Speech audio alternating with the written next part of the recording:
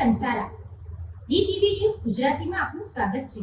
નજર કરીએ આજના મુખ્ય સમાચારો। અંકલેશ્વર તાલુકાના ભડકોદરા ગામની શિવમ પાર્ક સોસાયટીમાં એક મકાનમાંથી એક લેપટોપ અને 2 મોબાઈલની થયેલી ચોરીમાં જીઆઈડીસી પોલીસે તમિલનાડુના 2 ઇસમોની ધરપકડ કરી વધુ તપાસ હાથ ધરી છે। અંકલેશ્વરના ભડકોદરાના શિવમ પાર્ક સોસાયટીમાં પવન સોલંકી અને તેના મિત્ર આર શશિકુમાર બંને એક જ મકાનમાં રહે છે।